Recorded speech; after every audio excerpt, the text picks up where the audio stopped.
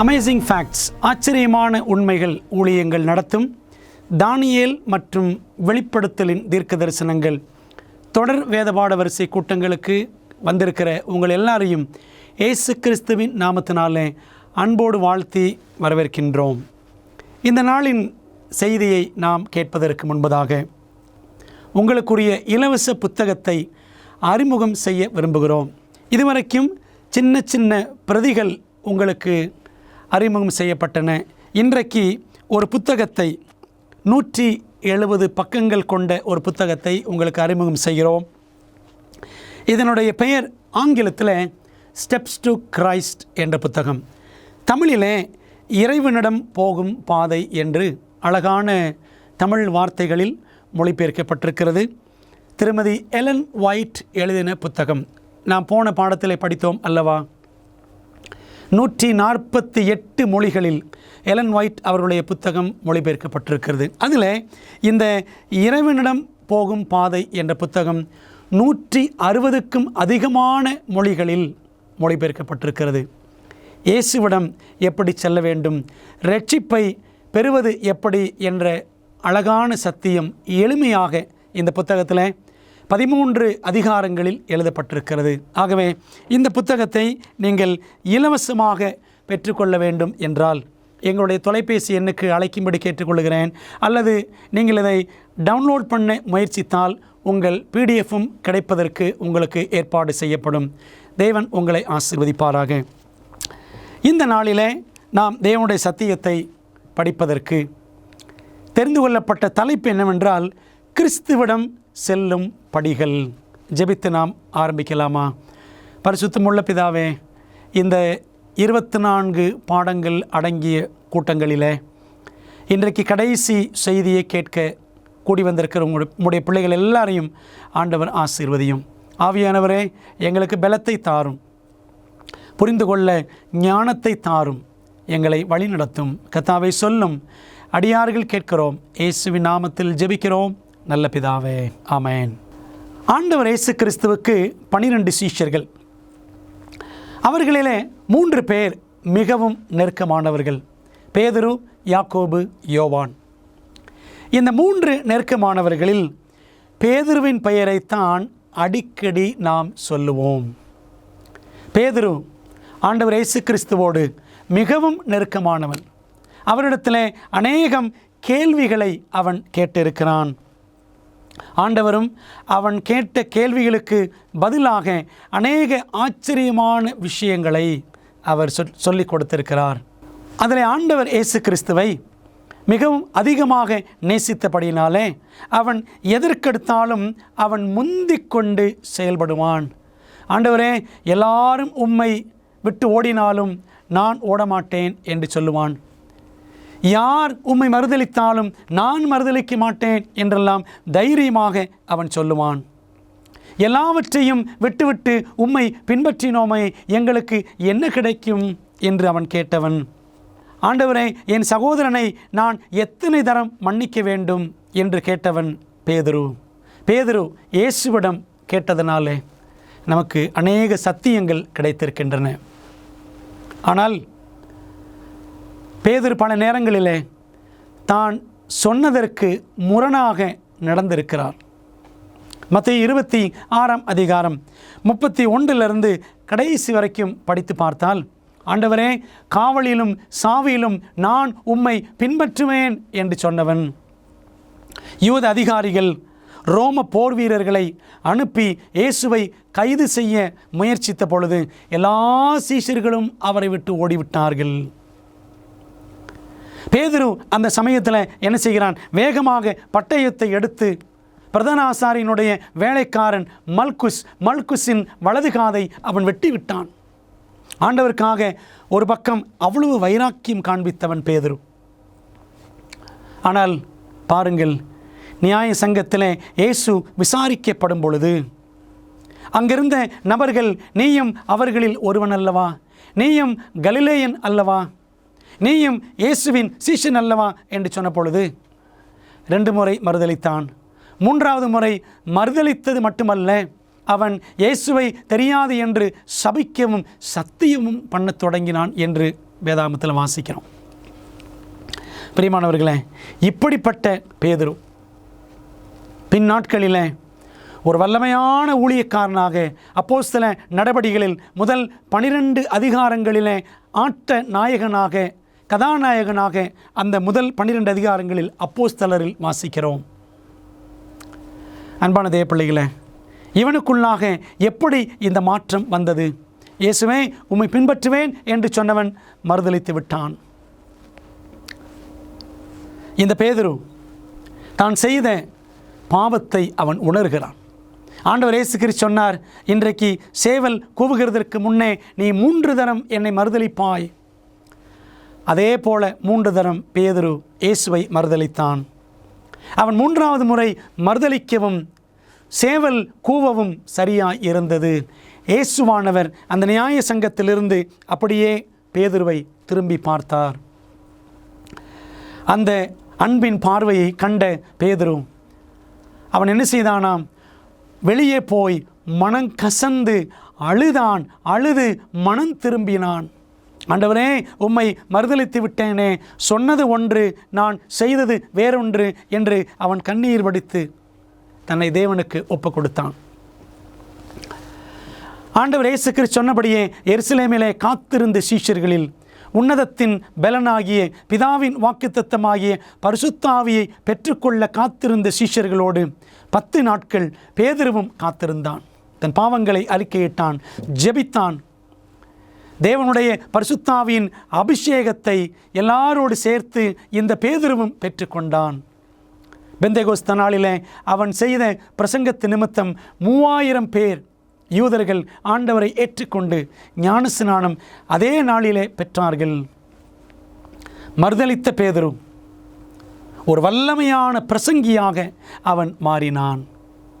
பிரியமான தேவ பிள்ளைகளே, நீரோ சக்கரவர்த்தி அவன் ரோமாபுரியை ஆண்டு வந்த காலகட்டத்தில் இயேசுவுக்கு பின்பாக சுமார் 30-35 ஆண்டுகள் கழித்து ஆண்டவர் இயேசு கிறிஸ்துவின் உண்மையான சீஷனாக, ஆண்டவர் இயேசுவை போலவே சிலுவையிலே மரிப்பதற்கு, அவரை போல் நேராக தொங்குவதற்கு எனக்கு தகுதி இல்லை, என்னை தலைகீழாக சிலுவையில் அடிங்கள் என்று சொல்லி, தலைகீழாக சிலுவையிலே என்னை அறைந்து விடுங்கள் என்று சொல்லி அவன் சாட்சியாக, இரத்த சாட்சியாக பேதுரு ரோமாபுரி சக்கரவர்த்தி நீரோவின் கட்டளைப்படி அவன் கொலை செய்யப்பட்டு மரித்தான்.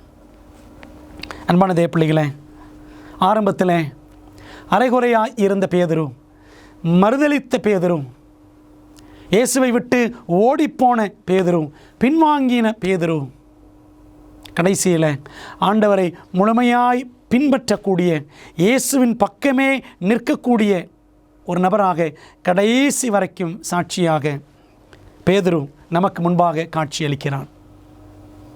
பிரியமான தேவ பிள்ளைகளே, நாம் தேவனுடைய பக்கம்தான் நிற்கிறோமா இல்லையா என்பதை தேவன் எப்படி நிர்ணயிக்கிறார்? பரலோகம் எப்படி நிர்ணயிக்கிறது? மத்தேயு 7:21 இயேசு சொல்லியிருக்கிறார், பரலோகத்தில் இருக்கிற என் பிதாவின் சித்தத்தின்படி செய்கிறவனே பரலோக ராஜ்யத்தில் பிரவேசிப்பானே அல்லாமல் என்னை நோக்கி கர்த்தாவே கர்த்தாவே என்று சொல்லுகிறவன் அதில் பிரவேசிப்பதில்லை. அன்பானவர்களே, அநேகர் ஆண்டவரே ஆண்டவரே என்று சொல்லுகிறோம், இயேசுவை நான் பின்பற்றுகிறேன் என்று சொல்லுகிறோம். ஆனால் தேவனுடைய சித்தம் செய்கிறோமா என்பதுதான் மிகவும் கேள்வி. தேவனுடைய சித்தம் எங்கே வெளிப்படுகிறது? ரோமர் 2:18 படித்து பாருங்கள். தேவனுடைய சித்தம் அவருடைய நியாயப்பிரமாணத்தின் மூலமாக, அவருடைய கட்டளைகள் மூலமாக நமக்கு தெரிய வருகிறது. தேவ சித்தத்தின் வெளிப்பாடு அவருடைய 10 கட்டளைகள் தான். கீழ்ப்படிந்து நடக்கிறோமா? அந்த கீழ்ப்படிதல் தேவன் நம்மிடத்தில் எதிர்பார்க்கிற ஒரு முக்கியமான விஷயம். அதனால தான் ஆண்டவர் ஏதேன் தோட்டத்தில் ஆதாம் ஏவாளுக்கு அந்த மரத்தை வைத்து அவர்களுடைய கீழ்ப்படிதலை அவர் பரிசோதித்து பார்த்தார். மரணத்துக்கேதுவான பாவத்துக்கானாலும் நீதிக்கேதுவான கீழ்ப்படிதலுக்கானாலும் எதற்கு கீழ்ப்படியும்படி அல்லது யாருக்கு கீழ்ப்படியும்படி உங்களை அடிமைகளாக ஒப்புக் கொடுக்கிறீர்களோ அதற்கே, அந்த நபருக்கே கீழ்ப்படுகிற அடிமைகளாய் இருக்கிறீர்கள் என்று அறியீர்களா? ரோமர் 6:16 வாசிக்கிறோம். நாம் இந்த மாபெரும் ஆன்மீக போராட்டத்தில் இயேசுவுக்கு கீழ்ப்படுகிறோமா அல்லது அவருடைய எதிராளியாகிய பிசாசுக்கு கீழ்ப்படுகிறோமா? பிரியமான தேவ பிள்ளைகளே, நம்முடைய கண்களுக்கு தெரியாமல் ஒரு பெரிய ஆன்மீக போராட்டம் இந்த உலகத்தில் நடைபெற்று கொண்டிருக்கிறது. நம்முடைய கண்களை மறைத்திருக்கிற திரை அகற்றப்பட்டால் நம்மை சுற்றிலும் பரலோகத்தின் நல்ல தூதர்களும் பிசாசின் கெட்ட தூதர்களும் நம்மை சுற்றிலும் இருக்கிறதை நாம் காண முடியும். பிசாசின் தூதர்கள் நம்மை அழிக்க பார்க்கிறார்கள், தேவனை விட்டு விலக்க பார்க்கிறார்கள். பரலோகத்தின் தூதர்கள் நம்மை பாதுகாக்கிறார்கள். அன்பான தேவ பிள்ளைகளே, நாம் யாருக்கு கீழ்ப்படுகிறோம்? தேவன் மற்றும் மனிதனின் கட்டளைகள் முரண்படும் பொழுது நாம் யாருக்கு கீழ்ப்படிய வேண்டும் என்று பேதுரு கூறுகிறார். பேதுரு அப்போஸ்தலர் நடபடிகள் 5ஆம் அதிகாரம் 29ஆம் வசனத்தில் சொல்லியிருக்கிற அற்புதமான வரிகள். அதற்கு பேதுருவும் மற்ற அப்போஸ்தலரும் மனுஷருக்கு கீழ்ப்படிவதை பார்க்கிலும் தேவனுக்கு கீழ்ப்படுகிறதே அவசியமாய் இருக்கிறது. அப்போஸ்தலர் நடபடிகள் காலகட்டத்தில், ஆதி திருச்சபையின் காலகட்டத்தில் யூதர்கள், யூத தலைவர்கள், யூத ஆசாரியர்கள் எல்லாருமே இந்த இயேசுவை கிறிஸ்து என்று, மேசியா என்று பிரசங்கிக்கக்கூடாது என்று சொல்லி, அவரை அறிவிக்கக்கூடாது என்று சொல்லி பேதுருவையும் யோவானையும் இன்னும் எத்தனையோ பேரை சிறைச்சாலைக்கு உட்படுத்தி வேதனைப்படுத்தினார்கள். அந்த சமயத்தில் பேதுருவையும் யோவானையும் அடித்து சொன்னார்கள். அவர்களை வேதனைப்படுத்தி சரீரத்தை அவர்கள் தாக்கி சொன்னார்கள், இந்த இயேசுவை குறித்து நீங்கள் இனிமேல் பிரசங்கிக்க கூடாது என்றார்கள். அதற்கு பேதுரு சொன்னதுதான், மனுஷருக்கு கீழ்ப்படிவதை பார்க்கிலும் தேவனுக்கு கீழ்ப்படுகிறதே அவசியமாக இருக்கிறது.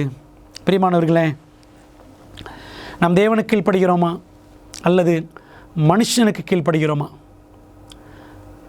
மனுஷர்களை பயன்படுத்தி பிசாசு நிறைய சட்டதிட்டங்களை கொண்டு வந்திருக்கிறான். 10 கட்டளைகளை அவன் மாற்றி இருக்கிறான். யாருக்கு கீழ்ப்படுகிறோம்? தேவனுக்கா, மனுஷனுக்கா, இயேசுவுக்கா, பிசாசுக்கா என்று நாம் சிந்திக்க வேண்டும். நாம் தேவன் மேல் கொண்டுள்ள அன்பை சிறந்த முறையில் எவ்வாறு நாம் செயல் விளக்கம் அளிக்கிறோம்? தேவன் மீது கொண்டிருக்கிற அன்பை நாம் எவ்வாறு காட்டுகிறோம்? எவ்வாறு காட்ட முடியும்? பாருங்கள், யோவான் 8:31, இயேசு தம்மை விசுவாசித்த யூதர்களை நோக்கி, நீங்கள் என் உபதேசத்தில் நிலைத்திருந்தால் மெய்யாகவே என் சீஷராய் இருப்பீர்கள். இந்த தானியேல் மற்றும் வெளிப்படுத்தலின் தீர்க்க தரிசனங்கள், இந்த பாடங்கள் எல்லாமே இயேசுவின் உபதேசம், எல்லாமே பரிசுத்த வேதாகமத்தின் உபதேசம். எதுவுமே என்னுடைய உபதேசமோ அல்லது மனிதர்களால் உருவாக்கப்பட்ட புனையப்பட்ட கட்டுக்கதைகளால் ஆன உபதேசமோ கிடையாது. அன்பான தேவ பிள்ளைகளே, இயேசுவின் உபதேசத்தில், அவருடைய வேதாகமத்தின் உபதேசத்தில் நாம் நிலைத்திருக்க வேண்டும். அப்படி நிலைத்திருக்கிறவர்கள் தான் ஆண்டவருடைய மெய்யான சீஷர்கள். இயேசு சொன்னார், நாம் அடிக்கடி பார்க்கிற வசனத்தை திரும்பவும் பார்ப்போம். யோவான் 14:15, நீங்கள் என்னிடத்தில் அன்பாயிருந்தால் என் கற்பனைகளை கைக்கொள்ளுங்கள். இயேசு மற்றும் அவருடைய கற்பனைகள் இரண்டுமே கிறிஸ்தவ வாழ்க்கையில் இணைந்து செல்ல வேண்டும். நாம் இயேசு வேண்டும் என்று சொல்லி கற்பனைகளை வேண்டாம் என்று சொல்லிவிடுகிறோம், அல்லது கற்பனைகள் தான் முக்கியம் என்று சொல்லி இயேசுவை காட்டாமல் போய்விடுகிறோம். நம்முடைய வாழ்க்கையில், நம்முடைய குணத்தில் அன்பான தேவ பிள்ளைகளை சிந்திக்கணும். Law and the gospel go together. நியாயப்பிரமாணமும் சுவிசேஷமும், சுவிசேஷம் என்றால் இயேசுவின் வாழ்க்கை, நியாயப்பிரமாணம் அவருடைய கட்டளைகள், இரண்டும் சேர்ந்து தான் செல்ல வேண்டும். இரண்டையும் ஒன்றை விட்டு ஒன்று பிரிக்க முடியாது. பாருங்கள், வாசிக்கிறோம் 1 யோவான் 2:4, அவரை அறிந்திருக்கிறேன் என்று சொல்லியும் அவருடைய கற்பனைகளை கைக்கொள்ளாதவன் பொய்யனாய் இருக்கிறான், அவனுக்குள் சத்தியம் இல்லை. 1 யோவான் 2ஆம் அதிகாரம் 4ஆம் வசனம் சொல்லுகிறது. இயேசுவை அறிந்திருக்கிறேன் என்று சொல்லுகிறவர்கள் அவருடைய கற்பனைகளை கடைபிடிக்க வேண்டும். ஏனென்றால் இந்த கற்பனைகளுக்கு எதிராகத்தான் சாத்தான் தனது யுத்தத்தை பரலோகத்திலிருந்தே அவன் நடத்தி கொண்டிருக்கிறான். அப்படியானால் சாத்தான் வேண்டாம் என்று ஒதுக்கி விட்டிருக்கிற கற்பனைகளை, சபைகளெல்லாம் ஆண்டோடைய கட்டளைகளை ஒதுக்கும்படி அவன் செய்திருக்கிறானே, அவன் தந்திரத்தை நாமும் பின்பற்றலாமா? இன்றைக்கு கிறிஸ்தவ சபைகள், ஏராளமான சபைகள் ஆண்டுடைய கட்டளைகள் வேண்டும் என்று சொன்னாலும் ஒரு கட்டளையை அவமதிக்கவில்லையா? 4ஆம் கட்டளையை அற்பமாக எண்ணவில்லையா? எப்படியெனில் ஒருவன் நியாயப்பிரமாணம் முழுவதையும் கை கொண்டிருந்தும் ஒன்றிலே தவறினால் எல்லாவற்றிலும் குற்றவாளியாய் இருப்பான் என்று யாக்கோபு 2:10 நாம் வாசிக்கிறோம். பிரியமான தேவனுடைய பிள்ளைகளே, நாம் கற்பனைகளை கடைபிடிப்பதில் குற்றவாளிகளாய் இருக்கிறோமா தேவனுக்கு முன்பாக, பரலோகத்திற்கு முன்பாக என்பதை நாம் சற்று யோசித்து பார்க்க வேண்டும். மாய்மாலக்காரர்கள் ஏன் தேவபக்தியின் வேஷம் தரித்து நடந்தார்கள் என்று இயேசு கூறுகிறார். மாய்மாலக்காரன் என்றால் யார்? அந்த கூட்டத்தாரை குறித்து நாம் மத்தேயு 6ஆம் அதிகாரத்தில் வாசிக்கிறோம். 6ஆம் அதிகாரம் 2ஆம் வசனத்தை படித்தோம் என்று சொன்னால், நான் எல்லாருக்கும் தானம் பண்ணுகிறேன் அப்படின்னு சொல்லிட்டு எல்லாரும் பார்க்குற மாதிரி தான தர்மங்கள் பண்ணுவது, எல்லாரும் பார்ப்பது போல் ஜெபிப்பது, எல்லாரும் பார்க்க வேண்டும் என்பதற்காக உபவாசம் இருப்பது. பிரியமானவர்களே, ஆகவே மத்தேயு 6ஆம் அதிகாரத்தில் ஆண்டவர் இந்த உதாரணங்கள்லாம் சொல்லி அவர் சொன்னார், மனுஷர் காணும்படியாக, மனிதர்கள் பார்க்கட்டும் என்று செய்யக்கூடிய எந்த ஒரு காரியமும் அது மாய்மாலம். தேவன் பார்க்க வேண்டும். இப்போ பாருங்கள், ஜெபம் பண்ணுறது கூட நீ அறை வீட்டுக்குள்ளே போய் செய் அப்படின்னு ஆண்டவர் சொன்னார். அது பிதா மட்டும் பார்த்தால் போதும். அன்பானவர்களே, இன்றைக்கு அதே போல் இன்றைக்கு கிறிஸ்தவமும் ஏதோ மனிதர்கள் பார்க்கக்கூடிய ஒரு காட்சி பொருளாக, சாட்சி பொருளாக நாம் இருக்க வேண்டும். ஆனால் மனுஷர் காணும்படியாக, வெளிப்படையாக ஒரு நல்ல வாழ்க்கை வாழ்வது போல கிறிஸ்தவத்தில் நாம் காட்டிக்கொள்ளுகிறோம். ஆனால் உண்மையிலேயே கிறிஸ்துவை நாம் காட்டுகிறோமா? இன்னைக்கு பெரும்பான்மையான கிறிஸ்தவம் ஏதோ பெயர் கிறிஸ்தவமாகத்தான் வாழ்ந்து கொண்டிருக்கிறது. பெரும்பான்மையினரின் வழியை பின்பற்றுவது பொதுவாக பாதுகாப்பானதா?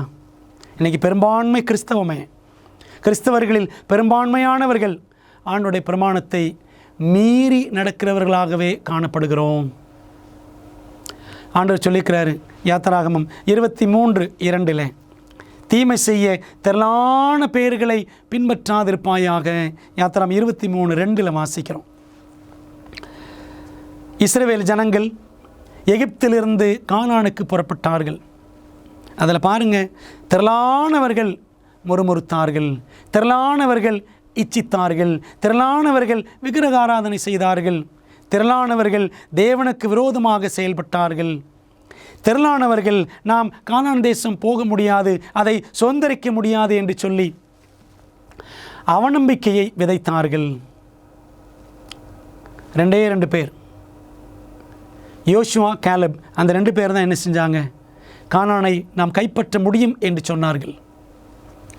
தானியேல் காலத்தில் திரளானவர்கள் சிலையை வணங்கினார்கள். 3 பேர் தான் ஆண்டவருக்காக நின்றார்கள். அன்பான தேவ பிள்ளைகளே, ஆண்டவர் இயேசு கிறிஸ்துவிடம் அற்புதங்களை பெற்றவர்கள், அவரிடத்திலிருந்து சத்தியங்களை கற்றவர்கள், 5 அப்பம் 2 மீன்கள் மற்றும் 7 அப்பங்கள் சில மீன்கள் மூலமாக போஷிக்கப்பட்ட ஏராளமான பேர் அவரை விட்டு போய்விட்டார்கள். இயேசு தம்முடைய சீஷர்களை பார்த்து கேட்டார், நீங்களும் போய்விட மனதாயிருக்கிறீர்களோ? அன்பான தேவ பிள்ளைகளே, ஆண்டவர் இயேசுவை நாம் எதற்காக பின்பற்றுகிறோம்?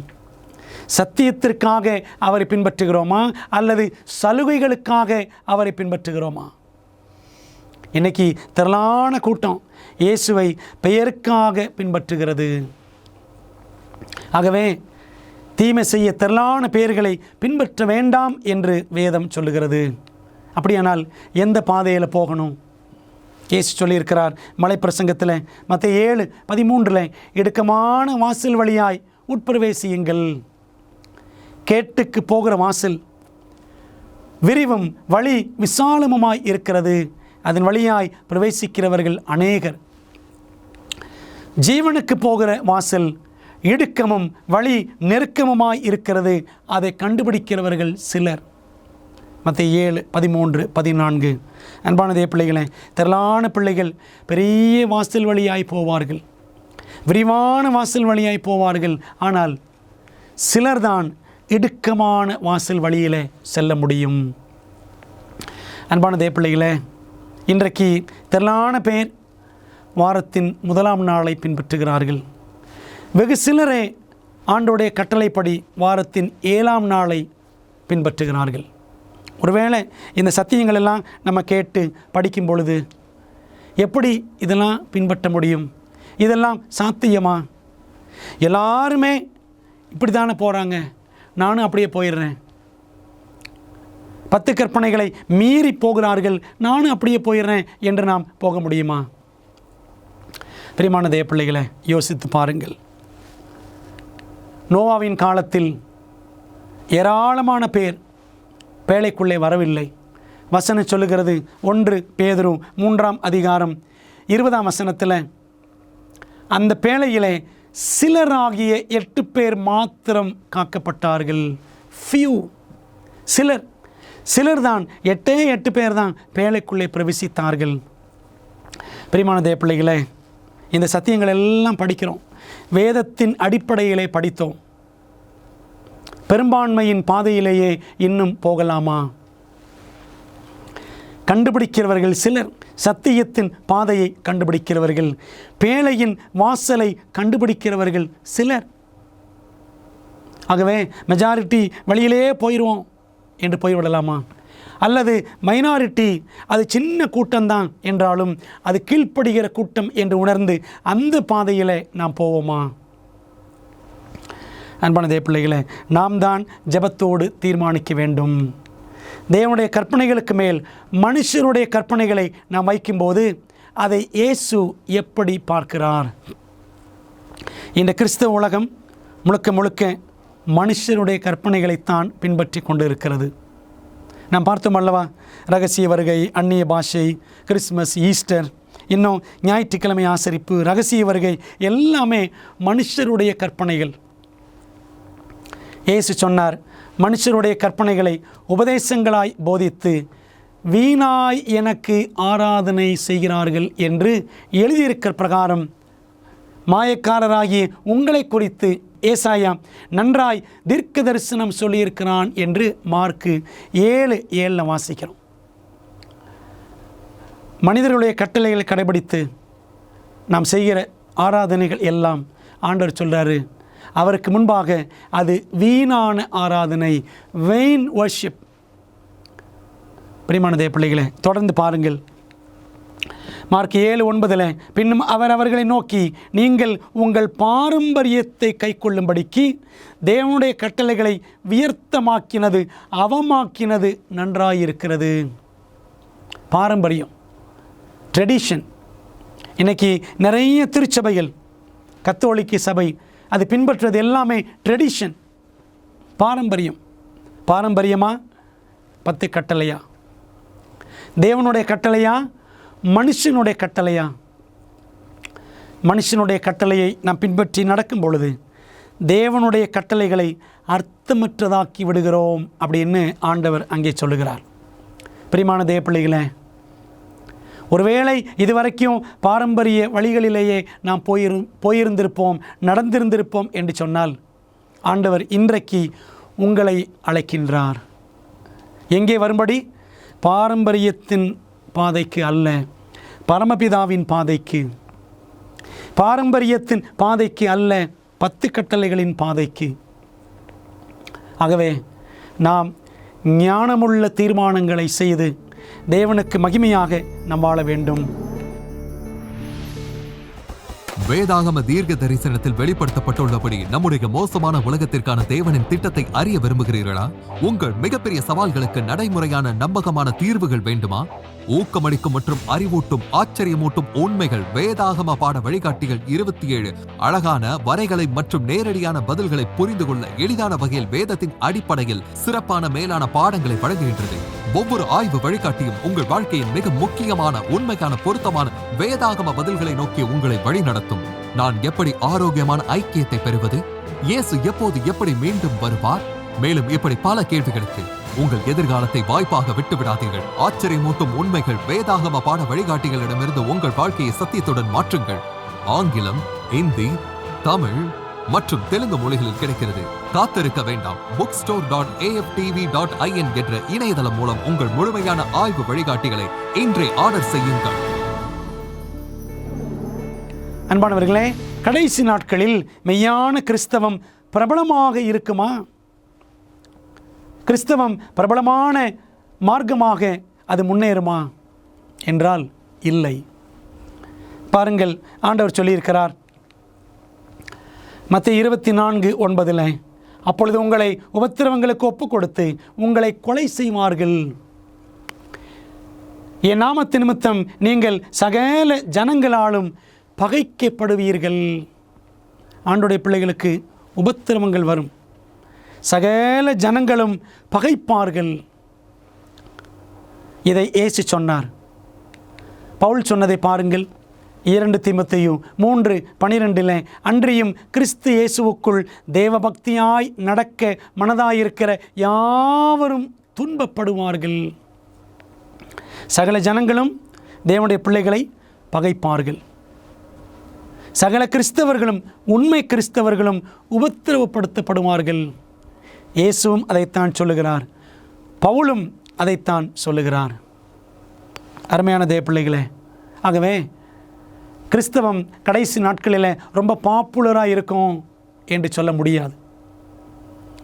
தேவனுடைய சத்தியங்கள் உலகத்தில் அது அன்பாப்புலராக தான் இருக்கும், பிரபலம் அற்றதாகத்தான் இருக்கும். பாருங்கள், பைபிளில் நம்ம அடிக்கடி படித்த வசனம் இப்பையும் படிக்கிறோம். வெளிப்படுத்தல் 12:17 வாசிக்கிறோம். சாத்தான் என்ன செய்வான்?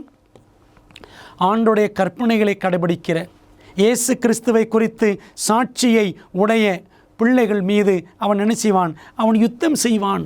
ஆண்டோடைய பிள்ளைகளுக்கு கடைசி நாட்களில் சத்தியத்தின்படி நடக்கிற அந்த சிலருக்கு கண்டிப்பாக உபத்திரவங்கள், போராட்டங்கள் எல்லாம் வரதான் செய்யும். சாத்தானுடைய கோபம் உங்களுக்கு எதிராக வரத்தான் செய்யும். அன்பான தேவ பிள்ளைகளே, வேதம் இன்னும் ஆச்சரியமான காரியத்தை நமக்கு சொல்லுகிறது. வெளிப்படுத்தல் 13:15 வாசிக்கிறோம்.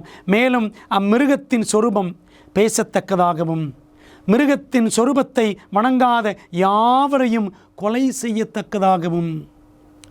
முதலாம் மிருகம் கத்தோலிக்கம் என்ன சொல்லுகிறதோ அதை இரண்டாம் மிருகம் அமெரிக்கா கட்டாயப்படுத்தும். இந்த 2 மிருகங்களும் சொல்லுவதை கேட்காத பிள்ளைகள், கீழ்ப்படியாத பிள்ளைகள், அவர்கள் ஆண்டோடைய கட்டளைகளுக்கு கீழ்ப்படுகிற பிள்ளைகளாய் இருப்பார்கள். ஆண்டோடைய கட்டளைகளுக்கு, வேதத்திற்கு கீழ்ப்படுகிற பிள்ளைகள் தான் இந்த 2 மிருகம், வேட்டிக்கனும் மற்றும் அமெரிக்காவும் சொல்லுகிற கட்டளைகளுக்கு அவர்கள் கீழ்ப்படியாமல் இருப்பார்கள். தேவனுடைய கட்டளைகளுக்கு மட்டுமே தேவ பிள்ளைகள் கீழ்ப்படிவார்கள். அப்படி தேவனுடைய கட்டளைகளை யார் முக்கியப்படுத்துகிறார்களோ அவர்களுக்கு எதிராக உபத்திரவம் கட்டவிழ்த்து விடப்படும். அவர்களை கொலை செய்ய வேண்டும் என்று வெளிப்படுத்தல் 13ஆம் அதிகாரத்தின் 2 மிருகங்களும் கிரியை செய்யும். பிரியமானவர்களே, அந்த சமயத்தில் யோசித்து பாருங்கள், மெஜாரிட்டி என்ன செய்யும், மைனாரிட்டி என்ன செய்யும்? மெஜாரிட்டி தானியேல் காலத்தில் அந்த சிலையை விழுந்து வணங்கினது போல எல்லாரும் விழுந்துருவாங்க. மைனாரிட்டி என்ன செய்யும்? தானியேலின் அந்த 3 நண்பர்களைப் போல் அவர்கள் வளையாமல் நிற்பார்கள். பிரியமான தேவ பிள்ளைகளே, இந்த கடைசி நாட்களில் ஆண்டோடைய வருகைக்கு முன்பாக நாம் செய்ய வேண்டிய ஞானமான தீர்மானங்களை செய்வதற்கு, ஜெபத்தோடு செய்வதற்கு பரிசுத்த ஆவியானவர் நமக்கு உதவி செய்யும்படி நாம் மன்றாட வேண்டும். தேவனையும் பெருங்கூட்டத்தையும் சேவிப்பது சாத்தியமா? எனக்கு ஆண்டவரும் வேணும் அப்படின்னு சொல்லிட்டு மெஜாரிட்டி வழியில் தான் நான் போவேன் என்று சொன்னால் அது தேவனுக்கு பிரியமாக இருக்குமா? இயேசு சொன்னார், மத்தேயு 6:24 2 எஜமான்களுக்கு ஊழியம் செய்ய ஒருவனாலும் கூடாது. ஒருவனை பகைத்து மற்றவனை சிநேகிப்பான், அல்லது ஒருவனை பற்றி கொண்டு மற்றவனை அசட்டை பண்ணுவான். தேவனுக்கும் உலகப் பொருளுக்கும் ஊழியம் செய்ய உங்களால் கூடாது. எனக்கு ஆண்டவனும் வேணும், உலகமும் வேணும் என்றால் அது கூடாது என்று தேவன் சொல்லுகிறார். தேவனுடைய கட்டளை, அதே சமயத்தில் மனுஷ பாரம்பரியமோ நான் பின்பற்றுவேன், கட்டளையும் பின்பற்றுவேன், பாரம்பரியத்தையும் பின்பற்றுவேன் என்றால் அது கூடுமா? ஆண்டவர் சொல்லியிருக்கிறார் மத்தேயு 12:30, என்னோடே இராதவன் எனக்கு விரோதியாய் இருக்கிறான், என்னோடே சேர்க்காதவன் சிதறடிக்கிறான். நாம் இயேசுவோடு இருக்கிறோமா? இயேசுவோடு இருந்தால் நாம் இயேசுவின் சிநேகிதர்கள். இயேசுவோடு இருப்பது என்றால் என்ன? அவருடைய வசனம், அவருடைய கட்டளைகள் என்ன சொல்லுகிறதோ அதன்படி நடப்பது தான் இயேசுவோடு இருப்பது. அவருக்கு விரோதியாக இருப்பது என்றால் என்ன? அவருடைய வசனம் சொல்லுவதை அறிந்திருந்தும் பின்பற்றாமல் நடக்கிறவர்கள். ஆண்டவருடைய கட்டளைகளை அறிந்திருந்தும் தங்கள் சுய வழிகளிலே, பாரம்பரிய வழிகளிலே போவதுதான் தேவனுக்கு விரோதமாக செயல்படுவது. பிரியமானவர்களே, நாம் சபையை நம்பியிருக்கிறோமா? மனிதர்களை நம்பியிருக்கிறோமா? போதகர்களை நம்பியிருக்கிறோமா? நம்முடைய குடும்பத்தை நம்பியிருக்கிறோமா? இயேசுவை காட்டிலும் எந்த ஒரு நண்பரையோ அல்லது குடும்ப உறுப்பினரையோ நேசிப்பது பாதுகாப்பானதா? இயேசு சொல்லியிருக்கிறார், தகப்பனையாவது தாயையாவது என்னிலும் அதிகமாய் நேசிக்கிறவன் எனக்கு பாத்திரன் அல்ல, மகனையாவது மகளையாவது என்னிலும் அதிகமாய் நேசிக்கிறவன் எனக்கு பாத்திரன் அல்ல. மத்தேயு 10:37. அன்பான தேவப்பிள்ளைகளே, நம்முடைய குடும்பத்தில் உள்ளவங்களையோ நம்முடைய நண்பர்களையோ நாம் அதிகம் முக்கியப்படுத்தி விடாமல் இயேசுவைத்தான் முதன்மைப்படுத்தி அவரை பின்பற்ற வேண்டும். பிரியமான தேவ ஜனங்களே, பல நேரங்களில் எங்கள் அம்மா அந்த சபையில் இருக்கிறாங்க, எங்களுடைய பாட்டி அந்த சபையில் இருக்கிறாங்க, என்னுடைய சின்ன வயசுலேருந்து இந்த சபையில் தான் நான் வளர்ந்தேன், நான் எப்படி அதை விட்டு இந்த சபையை விட்டு நான் எப்படி இந்த புதிய சபைக்கு வர முடியும் என்று பல நேரங்களில் தாய், தகப்பன், தாத்தா, பாட்டிமார்களை காரணம் காண்பித்து சத்தியத்தின் வழியிலே நாம் நடக்க முடியாதபடிக்கு சப்பை கட்டி கொண்டிருக்கிறோம். லூக்கா 14:26 வாசிக்கிறோம், யாதொருவன் என்னிடத்தில் வந்து தன் தகப்பனையும் தாயையும் மனைவியையும் பிள்ளைகளையும் சகோதரரையும் சகோதரிகளையும் தன் ஜீவனையும் வெறுக்காவிட்டால் எனக்கு சீஷனாய் இருக்க மாட்டான். பார்த்தீங்களா, நமக்கு ஒரு சத்தியம் கிடைத்து விட்டது என்று சொன்னால் சொந்தங்களை, உறவுகளை, நண்பர்களை, குடும்பத்தாரை காரணம் காட்டி சத்திய வழியிலிருந்து நாம் விலகி விடலாமா? பிரியமான தேவ ஜனங்களே, சற்று யோசித்து பாருங்கள். உறவுகளை காட்டிலும் நண்பர்களை காட்டிலும் காலங்காலமாக நான் இருந்து வந்த பாரம்பரியமான அந்த சபையை காட்டிலும் சத்தியமே பெரியது. இயேசுவே முக்கியம். இயேசுவானவர் தந்திருக்கிற கட்டளைகளே மிகவும் முக்கியம். பரலோகத்தில் இருக்கிற என் பிதாவின் சித்தத்தின்படி செய்கிறவன் எவனோ அவனே எனக்கு சகோதரனும் சகோதரியும் தாயுமாய் இருக்கிறான் என்றார் என்று நாம் மத்தேயு புஸ்தகத்தில் நாம் வாசிக்கிறோம். பிரியமான தேவப்பிள்ளைகளே, ஆண்டவர் தனக்கு யாரை சகோதரன் சகோதரி என்கிறார்? அவருடைய சித்தத்தை செய்கிறவர்கள்தான் அவருடைய சகோதரன், அவருடைய சகோதரி. பிரியமான தேவப்பிள்ளைகளே, ஆண்டவருடைய சித்தம் எங்கே வெளிப்படுகிறது? வேதத்தில் அவருடைய 10 கட்டளைகளிலே வெளிப்படுகிறது என்று நாம் படித்தோம். அருமையான தேவ ஜனமே, தேவனுக்கென்று நாமே முற்றிலுமாய் ஒப்பு கொடுக்க வேண்டுமே. இயேசுவிற்கு மேலாக வளமான தொழிலையோ அல்லது உலக பொக்கிஷங்களையோ வைப்பது பாதுகாப்பானதா? இன்றைக்கு பணம் சம்பாதிக்க வேண்டும், நல்ல நிலையில் இருக்க வேண்டும், வசதியாக வாழ வேண்டும் என்று நினைக்கிறோம். ஆனால் இப்படியெல்லாம் நினைத்து நாம் இயேசுவை விட்டுவிடலாமா? பணத்திற்கும் பொருளுக்கும் முக்கியத்துவம் கொடுத்து இயேசுவை விட்டுவிடலாமா? பைபிள் அப்படித்தான். ஒரு பணக்கார வாலிபன், அவனுக்கு ஆண்டவர் சொன்னார் மத்தேயு 19ஆம் அதிகாரத்தில், நீ ஜீவனில் பிரவேசிக்க விரும்பினால் கற்பனைகளை கைக்கொள் என்றார். அவன் சொன்னான், நான் சின்ன வயசுலேருந்தே கடைபிடிக்கிறேன், ஆனாலும் உன்னிடத்தில் இன்னும் ஒரு குறை உண்டு. அப்போ ஆண்டவர் சொன்னார், உனக்குள்ளதெல்லாம் வித்துட்டு என்னை பின்பற்றி வா என்று சொன்னார். அவனால் முடிந்ததா? அவன் திரும்பி போயிட்டான். பார்த்தீங்களா, அவனுக்கு பணத்தின் மேல் ஐஸ்வர்யத்தின் மேல் ஆசை இருந்தது. ஆண்டவர் இயேசு கிறிஸ்து சொல்லியிருக்கிறார், மனுஷன் உலகம் முழுவதையும் ஆதாயப்படுத்தி கொண்டாலும் தன் ஜீவனை நஷ்டப்படுத்தினால் அவனுக்கு லாபம் என்ன? மனுஷன் தன் ஜீவனுக்கு ஈடாக என்னத்தை கொடுப்பான்? மத்தேயு 16:26 வாசிக்கிறோம். பிரியமான தேவ பிள்ளைகளே, இந்த உலகத்தை முக்கியப்படுத்தி செல்வம், செல்வாக்கு, சம்பத்துகள் எல்லாத்தையும் முக்கியப்படுத்தி நாம் சத்தியத்தை விட்டுவிடலாமா? அப்படித்தான் பணக்கார வாலிபன் போய்விட்டான். ஆண்டவர் இயேசு கிறிஸ்து சொன்னார் லூக்கா 12:15, பின்பு அவர் அவர்களை நோக்கி, பொருளாசை குறித்து எச்சரிக்கையாய் இருங்கள். ஏனெனில் ஒருவனுக்கு எவ்வளவு திரளான ஆஸ்தி இருந்தாலும் அது அவனுக்கு ஜீவன் அல்ல. எவ்வளவு ஆஸ்தி இருந்தாலும் அது நமக்கு நித்திய ஜீவனை கொடுக்காது. அங்கே பிரியமானவர்களே, பணத்தையும் பொருளையும் பணம் சம்பாதிக்கக்கூடிய வழிமுறைகளையும் பதவிகளையும் நாம் துச்சமாக கருதி இயேசுவுக்கு நம்மை ஒப்படைக்க வேண்டும். தேவன் நமக்கு சத்தியத்தை அறிவித்த பின்னும் தொடர்ந்து அவருடைய சித்தத்திற்கு கீழ்ப்படியாமல் இருப்பது பாதுகாப்பானதா? என் ஜனங்கள் அறிவில்லாமையினால் சங்காரமாகிறார்கள். நீ அறிவை வெறுத்தாய், ஆகையால் நீ என் ஆசாரியனாய் இராதபடிக்கு நானும் உன்னை வெறுத்து விடுவேன். நீ உன் தேவனுடைய வேதத்தை மறந்தாய், ஆகையால் நானும் உன் பிள்ளைகளை மறந்து விடுவேன் என்று ஓசியா 4:6 கர்த்தர் சொல்லுகிறார்.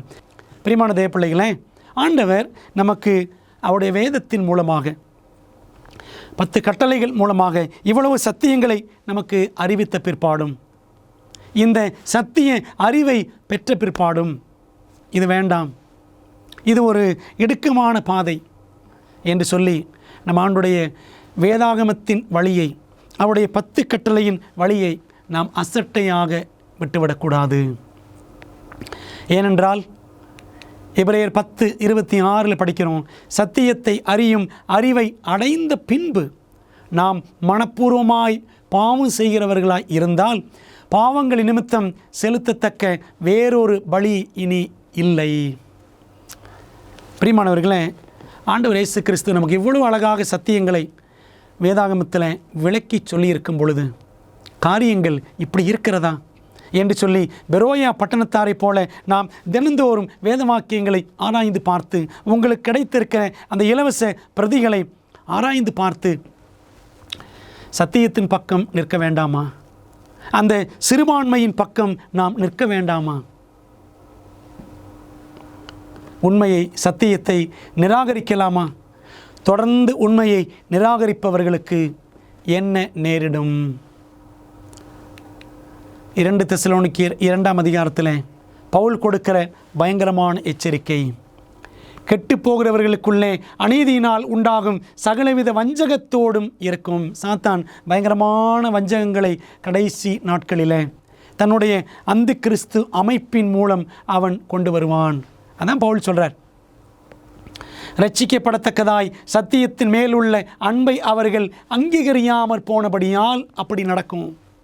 ஆண்டவர் கொடுத்திருக்கிற இந்த ரட்சிப்புக்கேதுவான சத்தியத்தை நாம் நேசித்து பின்பற்றவில்லை என்று சொன்னால் என்ன நடக்கும்? அந்த வஞ்சகத்தில் நாமும் அடிபட்டு போவோம்.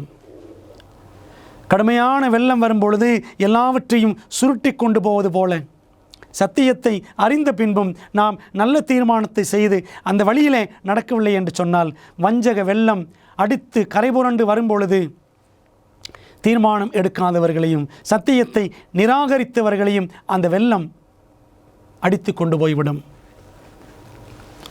தொடர்ந்து பவுல் சொல்றார் பாருங்க, ஆகையால் சத்தியத்தை விசுவாசியாமல் அநீதியில் பிரியப்படுகிற யாவரும் ஆக்கினைக்குள்ளாக்கப்படும்படிக்கு அவர்கள் பொய்யை விசுவாசிக்கத்தக்கதாக கொடிய வஞ்சகத்தை தேவன் அவர்களுக்கு அனுப்புவார்.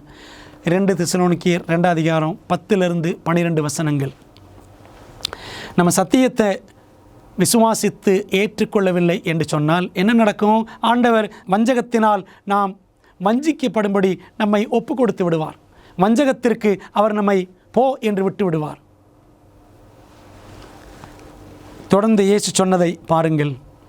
யோவான் 3:19 ஒளியானது உலகத்திலே வந்திருந்தும் இந்த சத்திய ஒளி நமக்கு கிடைத்த பிறகும் மனுஷருடைய கிரியைகள் பொல்லாதவைகளாய் இருக்கிறபடினால் அவர்கள் ஒளியை பார்க்கிலும் இருளை விரும்புகிறதே அந்த ஆக்கினை தீர்ப்புக்கு காரணமாய் இருக்கிறது. பிரியமானவர்களே, பொதுவாகவே நம்முடைய மனது ஒளியை அல்ல இருளையே அதிகமாக விரும்பும். தேவனை பிரியப்படுத்தி நடப்பதை அல்ல, நம்மை நாமே பிரியப்படுத்துவதற்கே நம்முடைய மனது விரும்பும். அப்போ என்னாகும்? ஆக்கினை தீர்ப்பு தான் உண்டாகும். நியாய தீர்ப்பு நமக்கு எதிராகத்தான் பரலோகம் தீர்மானிக்கும். சத்திய ஒளியிலே நடக்கவில்லை என்றால் நமக்கு எதிரான முடிவைத்தான் பரலோகம் தீர்மானிக்கும். அன்பான தேவ ஜனங்களே, கடைசி காலத்தில் தேவனுடைய ஜனத்தை துன்பப்படுத்துகிறவர்கள் சரியானதை செய்கிறோம் என்பதை நம்புகிறார்களா? தேவனுடைய பிள்ளைகளுக்கு எதிராக துன்புறுத்தல் உண்டாகும். அவர்கள் உங்களை ஜெபாலயங்களுக்கு புறம்பாக்குவார்கள். மேலும் உங்களை கொலை செய்கிறவன் தான் தேவனுக்கு தொண்டு செய்கிறவன் என்று நினைக்கும் காலம் வரும். யோவான் 16:2. சத்தியத்தின்படி நாம் ஒருவேளை உறுதியாய் நடப்போம் என்றால் நம்ம குடும்பத்தில் உள்ளவங்களே நமக்கு எதிராக மாறலாம். உங்கள் கணவன் உங்களுக்கு எதிராக மாறலாம். உங்கள் மனைவி, உங்கள் பெற்றோர்கள் உங்களுக்கு எதிராக மாறலாம். உங்களுடைய திருச்சபையார், உங்களுடைய போதகர் உங்களுக்கு எதிராக மாறலாம். ஆனால் நாம் சத்தியத்திற்காக நிற்க வேண்டும். நமக்கு எதிராக செயல்படுகிறவர்கள் அவர்கள் சரியாகத்தான் செயல்படுவது போல அவர்களுக்கு தெரியும். ஒருவேளை நாம் சபையிலிருந்து நீக்கப்படலாம். இந்த சத்தியத்தின்படி நடக்க நீங்கள் தீர்மானித்தால் நீங்கள் ஏற்கனவே போகிற சபையிலிருந்து உங்களை ஒருவேளை தூக்கி எறியலாம். உங்களை கலையாக நினைக்கலாம், உங்களை பதராக நினைக்கலாம். ஆனால் அன்பான தேவப்பிள்ளைகளே, பரலோகம் நீங்கள் சத்தியத்தின் பாதையில் நடந்தால் உங்களை மணியாக கதிராக அது காணும். சத்தியத்தை கற்றிருந்தும் அதை பின்பற்றாதவர்களை குறித்து பேதுரு எவ்வாறு விவரிக்கிறார் பாருங்கள். 2 பேதுரு 2:21 வாசிக்கிறோம். அவர்கள் நீதியின் மார்க்கத்தை அறிந்த பின்பு தங்களுக்கு ஒப்புவிக்கப்பட்ட பரிசுத்த கற்பனையை விட்டு விலகுவதை பார்க்கிலும் அதை அறியாதிருந்தார்களானால் அவர்களுக்கு நலமாயிருக்கும். சத்தியத்தை நாம் அறியாமல் இருந்தால் பரவாயில்ல, ஆனால் அறிந்த பின்பு அந்த நீதியின் மார்க்கத்திலே நாம் நடக்க வேண்டும். இந்த சத்தியத்தை அறிஞ்ச பிற்பாடு மறுபடியும் அசத்தியத்தின் வழியில், பொய்யின் வழியில் நாம் போய்விடலாகாது. தொடர்ந்து பேதுரு சொல்லுகிறார், நாய்த்தான் கக்கினதை தின்னவும் கழுவப்பட்ட பன்றி சேற்றிலே புரளவும் திரும்பினது என்று சொல்லப்பட்ட மெய்யான பழமொழியின்படியே அவர்களுக்கு சம்பவித்தது. சத்தியத்தெல்லாம் அறிஞ்சிட்டு சத்தியம் நல்லா இருக்குல்ல, அவர் நல்லா பேசினார் என்று சொல்லி நாம் சத்தியத்தை பின்பற்றாமல் போய்விட்டோம் என்றால் எதற்கு சமம்? நாயோடைய பழக்கம் என்ன? தான் கக்கினதை திரும்ப திரும்ப தின்னும். பன்றியை எவ்வளவுதான் கழுவி நாம் படுக்கையில் வைத்தாலும் அது மறுபடியும் எங்கே போகும்? சேற்றுக்குத்தான் போகும். பிரியமானவர்களே, நாமும் சத்தியத்தை தேவனுடைய கிருபையினாலே கற்றுக்கொண்டு விட்டோம். தேவன் நம்மோடு பேசினார். வேதத்தின் வழியாக பேசினார், தீர்க்க தரிசனங்கள் மூலமாக பேசினார், சரித்திரத்தின் வழியாக பேசினார். ஆனால் நாம் மறுபடியும் அந்த நாய் குணத்தோடு செயல்பட்டு விடக்கூடாது. பன்றியின் குணத்தோடு பழைய பாதைக்கே நாம் போய்விடக்கூடாது. இயேசுவை உண்மையாய் பின்பற்ற வேண்டும். இயேசுவை பின்தொடர்வதில் போராட்டமும் சுயமறுப்பும் அடங்கியுள்ளதா? ஆம், உண்மைதான். இயேசுவை பின்பற்றுவது ஒரு போராட்டமான காரியம்தான். அதற்கு சுயமறுப்பு மிகவும் அவசியம். இயேசு சொன்னார் லூக்கா 9:23, பின்பு அவர் எல்லாரையும் நோக்கி, ஒருவன் என் பின்னே வர விரும்பினால் அவன் தன்னைத்தான் வெறுத்து, அதான் சுயமறுப்பு, செல்ஃப் டினாயல், தன்னைத்தான் வெறுத்து தன் சிலுவையை அனுதினமும் எடுத்துக்கொண்டு என்னை பின்பற்ற கடவன். அன்பானவர்களே, லூக்கா 9:23 இயேசு இதை சொல்லுகிறார். தன்னைத்தான் வெறுத்து, இனி நான் அல்ல கிறிஸ்துவே. பவுல் அப்படித்தானே சொன்னார் கலாத்தியர் 2:20. அன்பான தேவ பிள்ளைகளே, இனி நான் அல்ல கிறிஸ்துவே, அவருடைய வேதமே என்று நாம் தீர்மானிக்க வேண்டும். அப்படி தீர்மானிக்கும் பொழுது நமக்கு சிலுவை வரும். இன்றைக்கி சிலுவைன்ன உடனே ஏதோ கழுத்தில் மாட்டிக்கணும் அப்படின்னு நினைக்கிறோம். தன் சிலுவையை அனுதினமும் எடுத்துக்கொண்டு என்றால் சத்தியத்தின் நிமித்தம் பாடுகள் வரும். சிலுவை என்றால் பாடுகள். இயேசுவுக்கு சிலுவை வந்ததல்லவா? பாடுகள். அன்பான தேவ பிள்ளைகளே, நமக்கும் பாடுகள் வரும். இந்த சத்தியத்தை, இந்த 24 பாடங்களில் நாம் படிக்கிற சத்தியங்களை பின்பற்ற தீர்மானித்தோம் என்றால் பாடுகள் வரும். எந்த திசையிலிருந்து பாடுகள் வரும்னே தெரியாது. அருமையான தேவ பிள்ளைகளே, ஆனாலும் சத்தியத்தின் நிமித்தம் தன்னைத்தான் வெறுத்து சிலுவையை எடுத்துக்கொண்டு பாடுகள் எனக்கு என்ன வந்தாலும் தன் சிலுவை, இந்த சத்தியத்தை ஏற்றுக்கொள்கிறவன் என்ற ஒவ்வொரு நபருக்கும், ஒவ்வொரு ஆணுக்கும் பெண்ணுக்கும் பாடுகள் உண்டு, போராட்டம் உண்டு. ஆனால் சுயமறுப்போடு நாம் இயேசுவை பொறுமையோடு கூட பின்பற்ற வேண்டும். ஆகையால் தேவனுக்கு கீழ்ப்படிந்திருங்கள், பிசாசுக்கு எதிர்த்து நில்லுங்கள், அப்பொழுது அவன் உங்களை விட்டு ஓடிப்போவான். யாக்கோபு 4:7 வாசிக்கிறோம். தேவனுக்கு உண்மையாய் கீழ்ப்படிவோம் என்றால் நாம் பிசாசை ஜெயிக்கலாம், போராட்டத்தில் வெற்றி பெறலாம். இயேசுவை பின்தொடர வேண்டும் என்ற தீர்மானத்தை காலம் கடத்துவதோ அல்லது தள்ளி வைப்பதோ பாதுகாப்பானதா? இல்லவே இல்லை. நாம் தாமதம் பண்ணினோம் என்றால் நமக்கு பெரும் அபாயம். இன்று அவருடைய சத்தத்தை கேட்பீர்களாகில் உங்கள் இருதயங்களை கடினப்படுத்தாதிருங்கள் என்று வெகு காலத்திற்கு பின் தாவீதின் சங்கீதத்திலே சொல்லியிருக்கிறபடி இன்று என்று சொல்வதனாலே பின்னும் ஒரு நாளை குறித்திருக்கிறார். எபிரேயர் 4:7 வாசிக்கிறோம். ஆண்டோடைய சத்தத்தை இன்னைக்கே கேட்டீங்கன்னா இன்றைக்கே நீங்கள் உடனே ஒப்பு கொடுங்கள். எபிரேயர் நிருபம் 2ஆம் அதிகாரம் 4ஆம் வசனம். தேவன் தாமே சாட்சி கொடுத்ததுமாயிருக்கிற இவ்வளோ பெரிதான ரட்சிப்பை குறித்து நாம் கவலையற்றிருப்போமானால் தண்டனைக்கு எப்படி தப்பித்து கொள்ளுவோம்?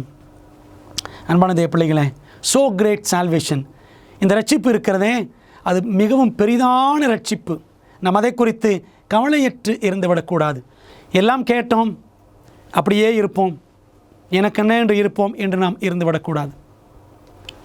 பைபிளில் பவுல் சொல்லார் பாருங்க, அணுகிற காலத்தில் நான் உனக்கு செவி கொடுத்து இரட்சணிய நாளிலே உனக்கு உதவி செய்தேன் என்று சொல்லியிருக்கிறாரே. ஆண்டவர் நமக்கு உதவி செய்திருக்கிறார். இந்த சத்தியங்களெல்லாம் நம்ம படித்தோன்னா இது நமக்கு பரலோகம் கொடுத்த ஒத்தாசை. இதோ இப்பொழுதே அணுகிற காலம், இப்பொழுதே இரட்சணிய நாள். 2 கொரிந்தியர் 6ஆம் அதிகாரம் 2ஆம் வசனம். ஆண்டவர் இப்பொழுதே நமக்கு அணுகிற காலத்தை கொடுத்திருக்கிறார். அப்புறம் பார்க்கலாம், பிறகு பார்க்கலாம் என்று நாம் தள்ளி போடக்கூடாது. சத்தியம் நமக்கு தேவன் கொடுக்கும் பொழுது அதை உடனே ஏற்றுக்கொண்டு செயல்படுவதுதான் ஞானமுள்ள கிறிஸ்தவனுக்கு அடையாளம். சத்தியத்தை ஏற்றுக்கொண்டு பின்பற்றுவதால் வரக்கூடிய நன்மைகள் என்னென்ன? பிரியமானவர்களே, வேதம் பேசுகிறது பாருங்கள். சங்கீதம் 119 165 நம்முடைய வேதத்தை நேசிக்கிறவர்களுக்கு மிகுந்த சமாதானம் உண்டு, அவர்களுக்கு இடரல் இல்லை. வேதம் என்றால் 10 கட்டளைகள். இயேசுவை நேசிக்கிற பிள்ளைகள் அவருடைய கற்பனைகளை கடைபிடிப்பார்கள். அப்படிப்பட்ட பிள்ளைகளுக்கு கிரேட் பீஸ், மிகுந்த சமாதானம் உண்டாம். அந்த பெரிய சமாதானத்தை தேவனுடைய கற்பனைகளுக்கு கடைபிடிக்கிற எல்லா பிள்ளைகளும் அனுபவிப்பார்கள். அந்த சமாதானத்தை நானும் அனுபவிக்கிறேன், நீங்களும் அனுபவிக்க ஆயத்தமாய் இருக்கிறீர்களா? சத்தியத்தையும் அறிவீர்கள், சத்தியம் உங்களை விடுதலையாக்கும். யோவான் 8:32 இயேசு சொன்னார். அன்பான தேவ பிள்ளைகளே, இயேசுவானவர் நம்ம கற்றுக் கொடுக்கிற வேதாகம சத்தியங்கள் எல்லாமே நம்மை விடுதலையாக்கக்கூடிய சத்தியங்கள். சாத்தான் நம்மை கட்டி வைக்கிறவன், பாரம்பரியம் நம்மை கட்டி வைக்கும். இன்றைக்கு அநேக சபைகள் மூலமாக அநேக போதகர்கள் விசுவாசிகளை சத்தியத்தை அறியவிடாதபடி கட்டி வைத்திருக்கிறார்கள். சாத்தான் அநேகரை சத்தியத்தை காணவிடாதபடி கண்களை குருடாக்கி வைத்திருக்கிறான். பிரியமானவர்களே, விடுதலை தரக்கூடிய சத்தியத்தை நாம் முற்றிலுமாக பின்பற்ற தீர்மானிப்போமா? 1 பேதுரு 1:22 வாசிக்கிறோம்.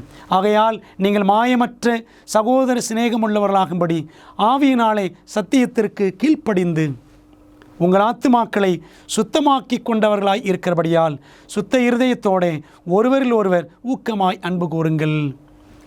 பரிசுத்த ஆவியினால தான் நாம் சத்தியத்துக்கு கீழ்ப்படிய முடியும். ஒருவேளை இந்த சத்தியங்கள் மிகவும் கடினமாக இருக்கிறதே, கடுமையாக இருக்கிறதே என்று நினைக்கிறீர்களா? இயேசுவுக்கு ஒப்பு கொடுத்து ஆவியின் பலனை கேளுங்கள். கர்த்தர் நிச்சயமாக கீழ்ப்படிய உதவி செய்து நம்முடைய ஆத்துமாக்களை அவர் பரிசுத்தப்படுத்துவார். பேதுரு அவனிடத்தில் ஆண்டவர் கடைசியாக 3 கேள்விகள் கேட்டார். என்ன கேள்விகள் கேட்டார் தெரியுமா? யோவான் 21 அதிகாரத்தை நீங்கள் படித்து பாருங்கள். 2 தரம் கேட்ட அதே கேள்வியை திரும்பவும் கேட்டார். 3ஆம் தரம் அவர் பேதுருவை நோக்கி, யோனாவின் குமாரனாகிய சீமோனே, நீ என்னை நேசிக்கிறாயா என்று அவர் 3ஆம் தரம் அவனை கேட்டார். பிரியமான தேவ பிள்ளைகளே, இன்றைக்கு அதே கேள்வியை இயேசு நம்மிடமும் கேட்கிறார். நீ என்னை நேசிக்கிறாயா?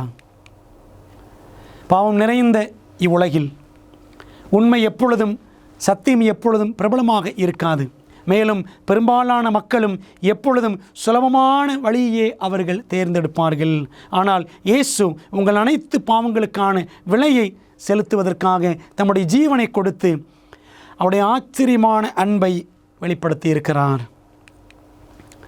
தேவன் உங்களுடைய வாழ்க்கைக்கான பெரிய திட்டத்தை வைத்திருக்கிறார்.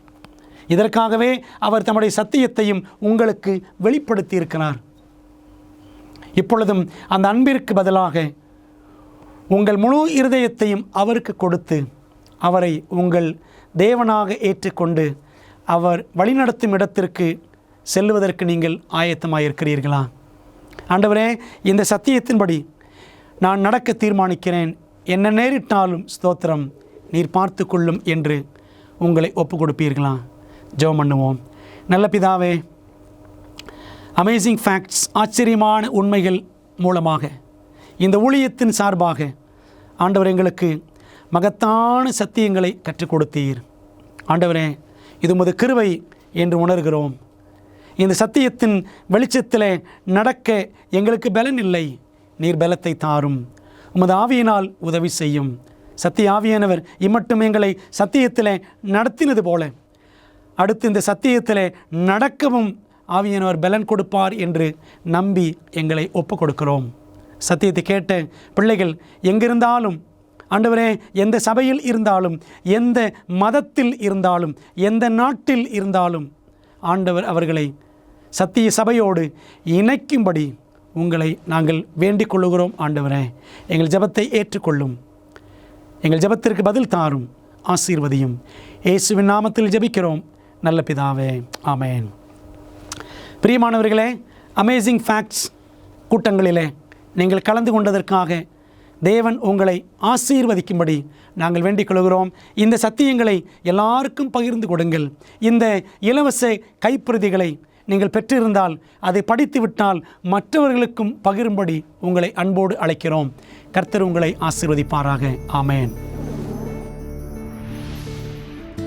உங்களுக்கு சந்தோஷமாக பொழுதை கழிக்க பிடிக்குமா? எனக்கு பிடிக்கும். என் அப்பா அம்மா அமேசிங் ஃபேக்ட்ஸில் இருந்து அமேசிங் அட்வென்ச்சர் சிறுவர் வேதாகம வழிகாட்டிகளை வாங்கி கொடுத்த போது எனக்கு சந்தோஷமா இருந்துச்சு. இதுல பாடத்திட்டங்கள் வண்ணமயமா இருக்கு.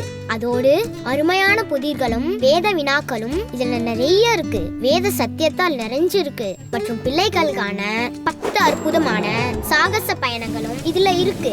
டிராகனை கொல்வது, ஒரே லைஃப் போட், கடல் வழியாக பயணம், விசில் அடித்து கல்லறை வழியாக செல்வது. நான் நிறைய கத்துக்கிட்டேன். இது இங்கிலீஷ்ல மட்டுமே கிடைக்கும். ஆனால் நம் மொழியை கற்றுக்கொண்டு வருகிறோம் இல்லையா? உங்கள் பிள்ளைகள் பைபிளில் இருந்து அரிய கருத்துக்களை அறிந்து கொள்ள எங்களை அல்லது SMS மூலம் உங்கள் செட்டை இன்றே ஆர்டர் செய்யுங்கள்.